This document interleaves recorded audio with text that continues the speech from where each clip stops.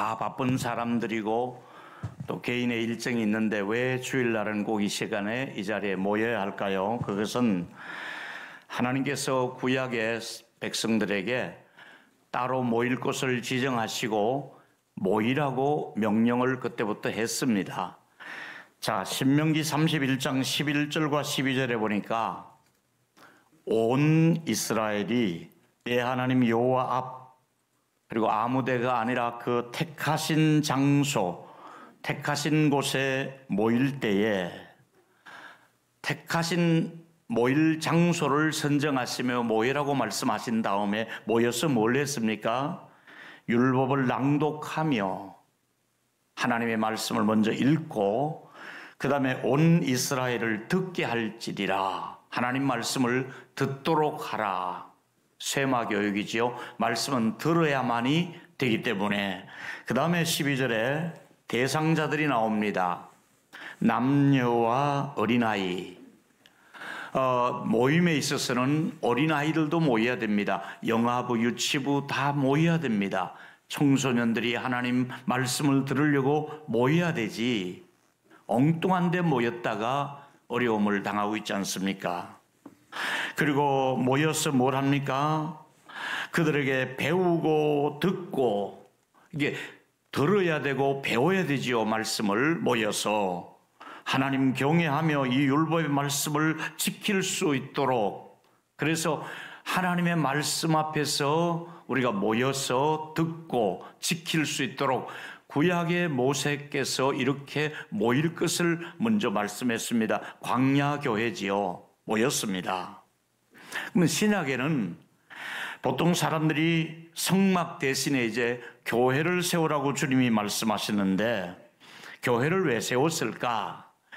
마태복음 16장 18절에 보니까 또 내게 이르노니 너는 베드로라. 이제 신앙 고백을 한 베드로에게 이름을 바꾸시며 반석이라는 뜻이지요. 반석 위에 내 교회를 세우리니 신앙 고백하는 사람의 고백 위에 교회를 세운다. 신앙 고백하는 사람들이 그 위에 교회를 하나님이 세우시면서 하는 말씀이 교회를 세운 목적이 음부의 권세가 이기지 못하리라. 교회는 어떤 세력도 사단이 아무리 무겁게 우리를 공격한다 할지라도 교회를 이길 수는 없다 이거지요. 교회를 세우는 이유는 어두움의 권세가 마귀가 공격을 하지 못하도록 우리를 영적인 승리자로 만들기 위해서 이기지 못하는 단체로 만든 것이 바로 교회인 줄로 믿습니다. 교회를 그렇게 하나님이 세우신다고 말씀하시면서 이 교회라고 하는 단어 자체가 부름받은 사람들의 모임이라고 말씀을 드렸잖아요. 하나님으로부터 부름을 받아서 여기 오신 거예요. 여러분, 하나님이 불러주지 않으면, 예수께서 우리를 부르지 않으면 아무도 내게로 올 자가 없다 그랬어요. 여러분의 스스로 오신 것 같아도 하나님이 우리를 보이지 않는 손으로 이끄시며 우리를 불러주셔서 부름받아서 교회에 오신 줄로 믿습니다. 그래서 예수님 당시는 주로 어디서 모였느냐면 이 회당에서 주로 모였습니다. 모든 사람들이 그 지역마다 마을마다 회당이 있었고 회당장이 있었잖아요. 그래서 그 회당에서 모임을 가졌으나 신약에 와서 예수님은 회당을 더 세우라 말씀하지 않고 교회를 세운다고 말씀하셨습니다. 교회를 세우라 이렇게 말씀을 하셨습니다. 이제 이 세월이 많이 가서 이스라엘 백성들이 구약에 보면 포로로 끌려가게 됩니다. 하나님의 말씀을 저버리고 우상을 섬기다가 포로로 이제 바벨론으로 끌려가게 되는데 그때도 모임을 얘기합니다. 포로로 끌려갔지만은 거기서도 뭐라고 말씀합니다. 요엘서 2장 16절에 보니까 백성을 모으는데 누구를 모읍니까? 장로들을 먼저 기별을 해서 모아라. 장로들이 솔선수범해서 모든 모임에 나오라. 장로들은 일단 모든 교회 모임의 1순위로 장로들이 모여라. 그 다음에는 누가 또 옵니까? 젖 먹는 아이들도 나오라. 유치부, 영아부, 엄마 품에 있는 아이들까지도 다 교회로 모여라. 저 어른 장로로부터 어린 아이들까지 다 모여서 또 누가 나옵니까? 신랑 신부도 방에만 있지 말고 아무리 신랑 신부가 그 사랑을 나누는 그 방이 좋더라도 나와서 모이라 할 때는 신랑 신부라 할지라도 나와서 하나님의 말씀을 들으라, 이렇게 말씀하고 있습니다. 우리 모든 사람들은 어떤 위치에 있든 어떤 직책을 가지고 있든 하나님이 모이라 할 때는 모이는 것이지요. 이게 구약 성경부터 신약의 모임을 얘기하는데, 왜 우리가 지역교회가 모여야 될까요? 지금 우리 동일교회는 지역교회라고 얘기합니다. 지역교회들이 모여야 될 이유는 마태복음 18장 20절에 두세 사람의 내 이름으로 모인 곳에는, 예수의 이름으로 두세 사람이 모인 곳에는 나도 그들 중에 있느니라. 우리가 이 회중들이 모여 있는 1부, 2부, 또 3부, 오후 예배까지 이렇게 쭉 모일 때마다 예수님도 우리의 모임에 성령께서 또 함께 하시는 자리인 줄로 믿습니다. 우리만 있는 자리가 아니라 성령의 임재가 있는 자리이기 때문에 모여라. 너희들 모이면 나도 그곳에 같이 하겠다. 그리고 셀 모임을 얘기합니다. 2명도 좋다, 3명도 좋다. 그럼 혼자 있을 때는 아닙니까? 아닙니다. 혼자도 좋지만은 2명, 3명 모이면 나도 너희들 중에 셀 모임에 내가 너희들과 같이 할 것이니 내 이름으로 모여라, 이렇게 말씀하고 있습니다. 여러분, 축구를 하는 사람들은 주로 어디서 모입니까? 운동장에서 모입니다. 새벽이 되든 또 정한 시간에 축구하는 사람들은 축구가 좋아서 모입니다. 근데 축구하는 사람들이 카페에서 모여서, 뭐 도서관에 모여서 그럴 수 있죠. 그러나 축구하는 사람들은 처음이야 물론 모임을 갖기 위해서 카페에서 모이든 도서관에도 모이든 식당에도 모이든 상관없습니다만은, 축구인들은 운동장에 있어야 축구인다운 모습이잖아요. 예수 믿는 사람은 예배당에 와 있어야 예수 믿는 사람다움의 모습이 되는 줄로 믿습니다. 그래서 모이라는 겁니다. 예수 믿느냐? 축구하느냐? 당연히 운동장에 가서 모여야겠죠. 예수 믿는 사람은 당연히 교회 와서 모여야겠죠. 그래서 교회 와서 모이라고 말씀하고 있는 것이 전혀 우리에게 억척서 잘못된 얘기가 아니라 이거지요. 교회가 교회되는 것은 어떤 것일까? 정기적으로 잘 모이는 교회가 제일 좋은 교회입니다. 오늘 중요한 말씀을 3가지 나누려고 합니다. 첫 번째는 어떻게 모여야 되느냐? 하나님 말씀 중심으로 모여라. 여러분, 말씀을 듣기 위해서 모이는 거예요. 다시 말하면 우리 교인들의 모임하고 일반 시민들의 모임, 일반 동호회나 동창이나 취미 그룹의 모임, 일반인들의 모임과 교회 모임의 차이가 무엇입니까? 하나님의 말씀을 듣기 위해서 모이는 것이 교인들의 모임이고, 일반인들은 그냥 취미나 어떤 연합단체를 위해서 모이잖아요. 그래서 우리의 모임의 핵심은 말씀을 받기 위해서 모이는 것이 사실인데, 말씀을 듣는 태도를, 설교를 듣는 자세를 바울이 분명히 우리에게 가르쳤습니다. 사람의 말로 받지 말자. 하나님께서 세우신 종을 통해서 하나님의 말씀을 주신다, 이렇게 생각해서 하나님의 말씀을 받는 것으로 우리의 자세가 그러하고, 또 그렇게 받을 때에 그 말씀이 우리 안에 능력으로 나타나더라 이거지요.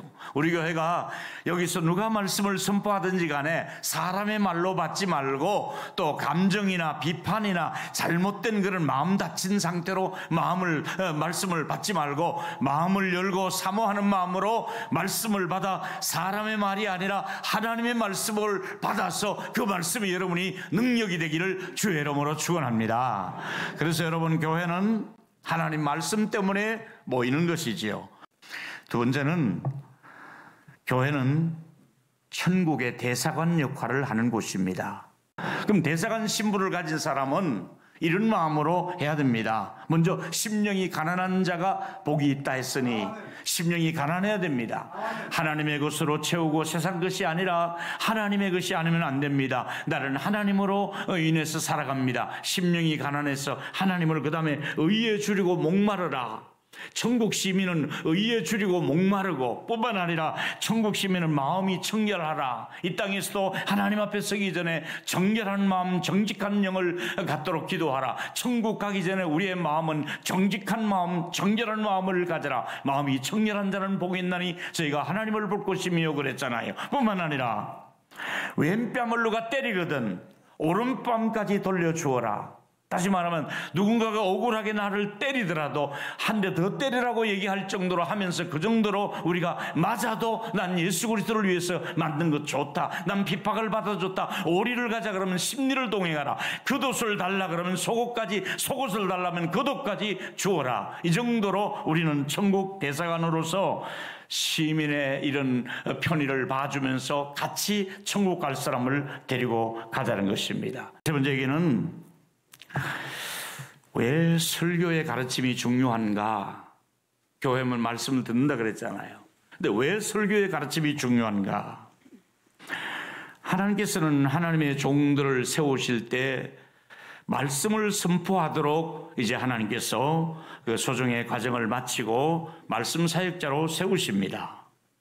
근데 하나님께서 세워주실 때는 말씀에 사역자에게 영적인 권위를 주십니다. 하나님이 너 힘으로 하는 것이 아니라 내 이름으로 해라. 이러면서 하나님이 영적 권위를 주시기 때문에 대통령이라 할지라도 그 말씀을 와서 받으라. 대통령이 왔다 할지라도 특별석을 만들고 거기다가 양탄자를 깔고 그러지 않고 어떤 의자든지 회중들이 앉는 의자에 대통령이 올지라도 거기 앉아서 말씀을 받으라. 재벌의 총수가 온다 할지라도 너도 여전히 와서 말씀을 앉아서 받아라. 군대의 최고의 장군이 온다 할지라도 너도 그 자리에서 앉아 말씀을 받아라. 아무리 유명한 연예인이라 할지라도 체육인이라 할지라도 금메달을 수십개 딴 유명한 사람이라 할지라도 너도 와서 말씀을 받아라. 아무리 전문적인 교수라 할지라도 유능한 전문이라 할지라도 모두가 정기적으로 와서 말씀을 받아라. 이것이 하나님이 원하시는 명령이잖아요. 그래서 그 직을 내려놓고 그 직책을 가지고 있으면서도 하나님 말씀 앞에는 겸허하게 말씀을 받아라. 이것이 하나님께서 주신 영적인 목회자의 권위요, 또 앉아서 들어야 되는 것이 성도들의 자세이지요. 그런데 이 설교자의 권위는 탁월한 지식이기 때문에 권위가 세워진 건 아닙니다. 반드시 유명 대학을 나왔거나 유학을 다녀왔거나 또 얼마 정도 어떤 스펙을 갖추어야만이 그 전문인이 되는 것은 아니고요. 다시 말하면 하나님의 말씀에 붙들려 있는 사람, 하나님의 말씀을 바로 이해하고 하나님의 말씀을 불타는 심정으로 하나님의 말씀을 하나님 아버지의 마음을 가지고 전달하는 사람을 하나님이 그 사람을 시대마다 필요로 해서 세우셔서 말씀을 선포하게 하시거든요. 여러분, 바울은 아들 같은 디모데 젊은 목사에게 이렇게 말씀을 전하라고 당부합니다. 디모데후서 4장 2절에 보니까 너는 말씀을 전파하라. 전하다 보면 때를 얻을 때도 있고 못 얻을 때도 있다. 말씀을 전하다 보면 잘 받아들이는 사람도 있고 안 받아들이는 사람도 있다. 상관하지 말고 너는 전하라. 말씀을 받아들이든 안 받아들이든 네 할 일은 하라. 그래서 많은 사람들이 말씀을 가르칠 때에 조심할 일은 오래 참음. 아니 말씀 여기서 좀 전했는데 안 받아들인다고 또 보따리 싸지 말고 오래 참음으로 말씀을 전하라. 이 오래 참는 성품이 주의 종들에게는 필요하다 이거지요. 오래 참음과 가르침으로 경책하고 경계하고 하라. 전들 꽃방석입니까 여기가? 그래도 34년을 참고 있다 보니까 어느덧 이제 원로가 턱걸이를 해야 되지 않습니까? 이건 34년을 참고 가르치고 전하는 것처럼 여러분들도 참고 하나님 말씀을 배우고 그러다 보면 하나님이 일하십니다. 참고 있으면 하나님이 일하시는 줄로 믿습니다. 참고 주의 일을 하라 이거지요. 그러다 보면 이 목회자의 권위는 우리 목사님 맛집 추천 끝내줘. 여러분 전국에 있는 맛집 그거 하나도 몰라도 설교자라고 하나님 말씀 잘 전하면 그게 최고의 목사인 줄로 믿습니다. 어떤 목사님들은 페이스북을 얼마나 잘하는지 이 핸드폰이나 이 컴퓨터 가지고 잘하는데 하나님 말씀 꽝이야. 영감이 없어. 그게 무슨 소용이 되지 그죠? 또 어떤 목사님은 반대로 체육을 끝내주기 잘해. 못하는 운동이 없어요. 새까맣게 끝을 내가지고 맨날 운동해요. 운동을 아무리 잘해도 하나님 말씀에 사로잡히지 않으면 그 운동은 왜 그러냐? 내가 너를 스포츠 선수로 세웠느냐? 말씀의 종으로 세우지 않느냐? 여기 그냥 여기 서 있는 게 아니고 제가 여러분 그냥 말씀에 붙들리려고 묵상을 하면서 제가 지난주 집회 가서 얘기했습니다만 저는 아직도 버릇이 제일 좋은 버릇은 설교 준비 딱 끝나고 나면 고치기스로 이제 딱 집어서 이제 컴퓨터 칠하고 넘기기 전에 서재에서 내 혼자 춤을 한번 춥니다. 주야, 이 따끈따끈한 말씀을 또 준비하게 하시니 감사합니다. 주야, 내일이 주일이면 좋겠습니다. 설교 끝날 때마다 주야, 내일이 주일이 있으면 좋겠습니다. 이 정도로 아직도 말씀 붙들고 있으면 가슴이 뛰고 있습니다. 여러분, 설교자의 유혹이 여기 있습니다. 모든 설교자들은 사람들이 듣기 좋아하는 설교를 하고 싶은 것이 설교자의 욕심이지요. 기왕이면 듣기 좋은 설교를 하자. 저도 그럴 때가 있습니다. 그리고 그렇게 해야 밥 벌어 먹으니까 밥그릇 안 뺏기려고 밥 벌어 먹기 위한 직업의 하나의 수단으로 설교를 한다면 이건 비극이지요. 밥통 안 뺏기려고 밥 벌어 먹으려고 설교하는 설교자, 그건 비극이지요. 하나님의 말씀이 그를 감동시켜서 하나님이 주신 메시지를 그대로 전해야 되지, 듣기 좋은 말만 골라서 하는 설교, 이것이 바로 설교자가 피해야 될 유혹 중에 하나지요. 사랑하는 여러분, 이제 저는 말씀 전할 때마다 여러분의 가슴에 말씀이 불을 지르고 말씀이 방망이질을 해주고 말씀이 여러분을 막 깨워줄 수 있는 그런 능력의 말씀, 축복의 은혜의 말씀이 여러분을 심령을 깨우는 말씀이 이 강단에 선포되도록 늘 살아있는 말씀 되도록 기도하시기를 바랍니다. 사랑하는 여러분, 저는 목회자로서 직무 중에 하나가 모든 목회자는 잘 가르치는 일을 해야 됩니다. 디모데전서 3장 2절에 목회 서신이라 그러지요.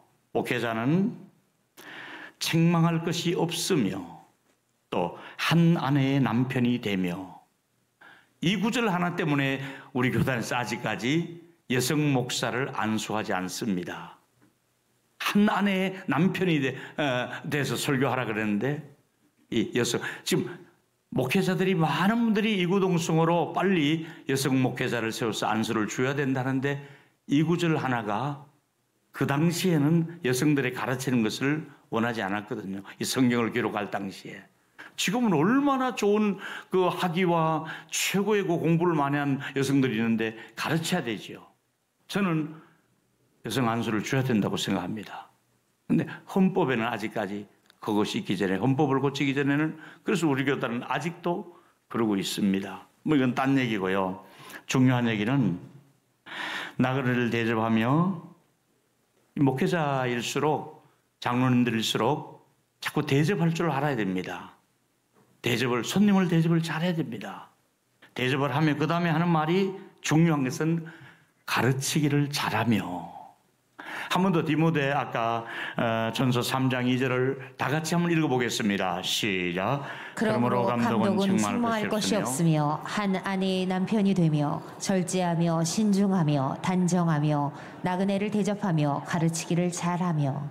우리 교회가, 저와 우리 셀리더들이나 교사들이나 부목사들이 가르치기를 잘하는 이런 교회가, 가르침을 잘하고 잘 가르침을 받는 그런, 저들이 사도의 가르침을 받아 그랬잖아요. 그래서 절대로 이 기회에 말씀드립니다.